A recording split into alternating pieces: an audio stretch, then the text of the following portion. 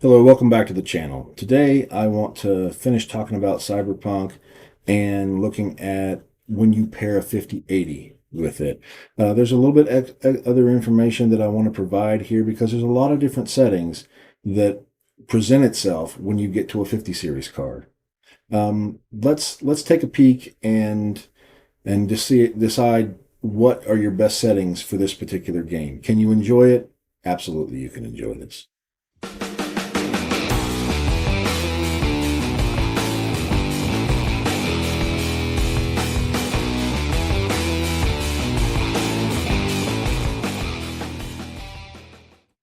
Looking at your recommended settings, it only recommends a 2060 Super, and we're now discussing a 5080.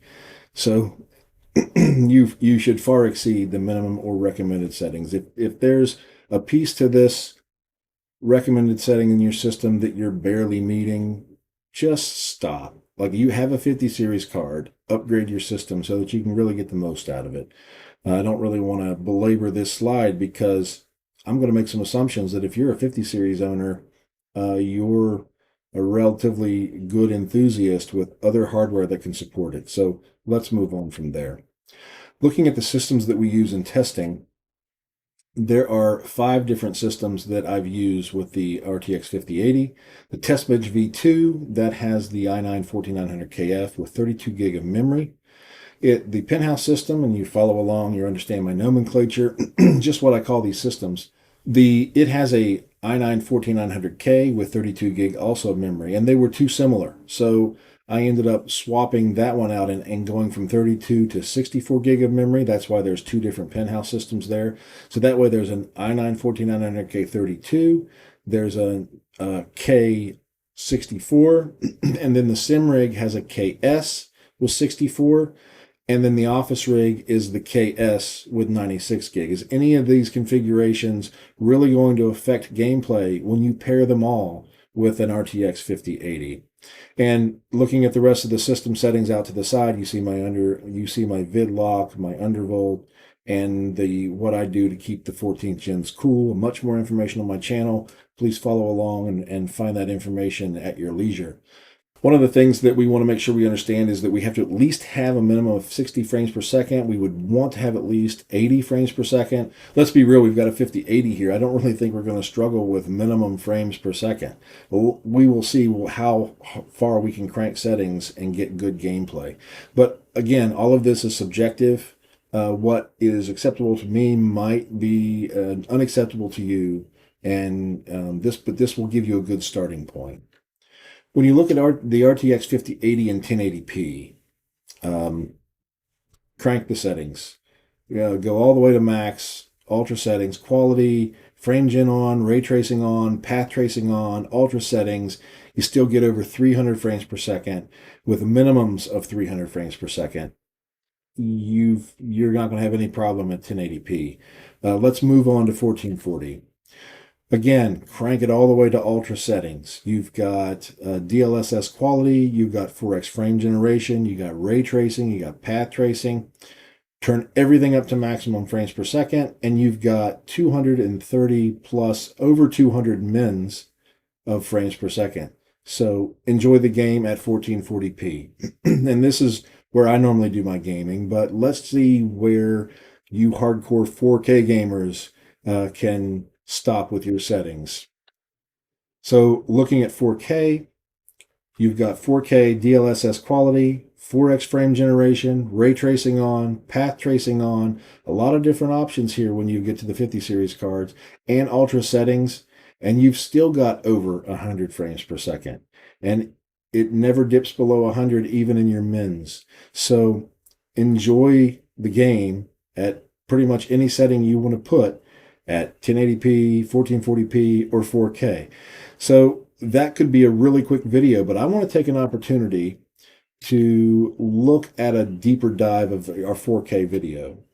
With the 50 series GPU, you've got a lot of different options in terms of settings for native resolution.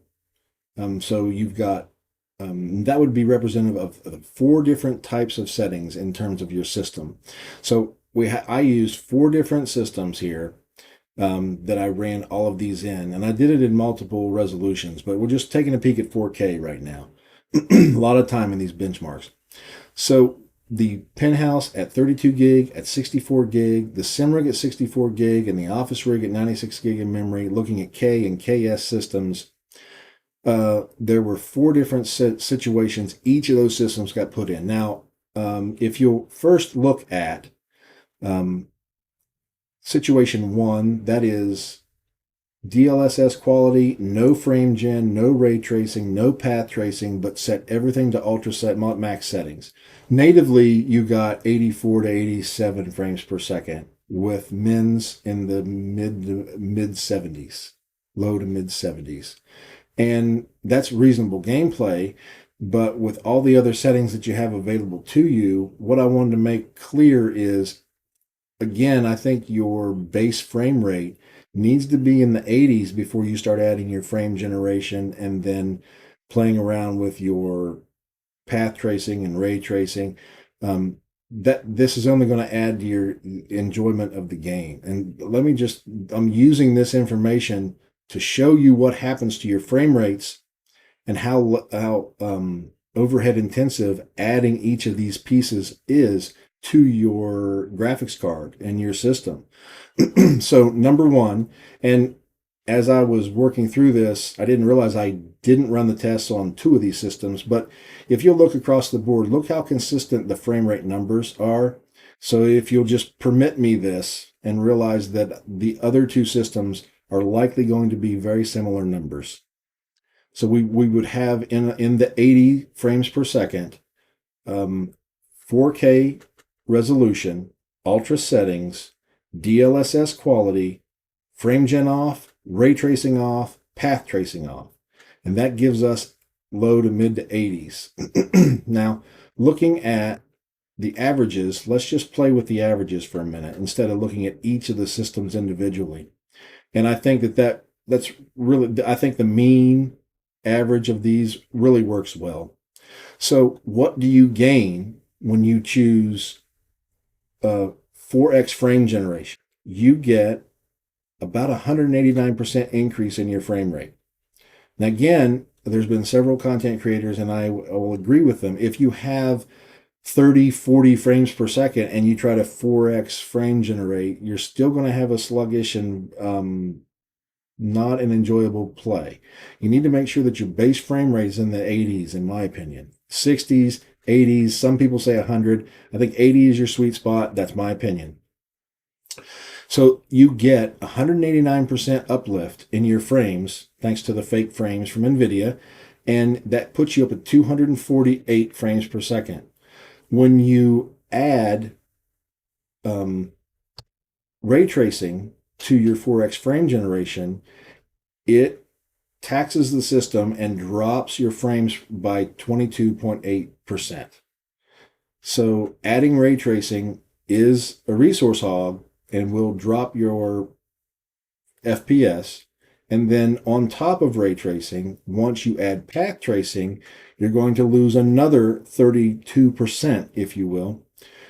So you can see you've got a lot of overhead here. And I know that there's a lot of games that are requiring ray tracing, path tracing.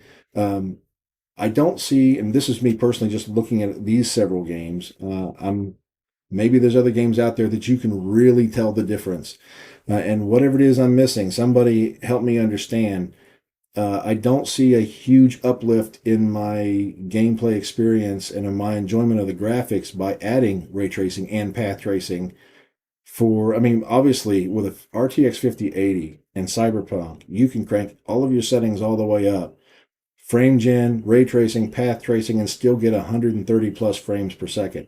So, okay, add it. But I'm not sure that I see, for what it costs in frames, the benefit of adding it. Not yet anyway. Maybe someone can help me understand what it is I need to be looking for to really appreciate the need to add those extras. But with an RTX 5080, you've got the headroom to do it. I just wanted to take the opportunity and show you that with all the different options and all the different situations and configuration settings that you can choose, that this is what it costs you in terms of frames. But enjoy the max settings and any resolution you choose. Enjoy any of those combinations of settings. You've got plenty of frames per second to enjoy the game. So with that, enjoy Cyberpunk. More to come. God bless.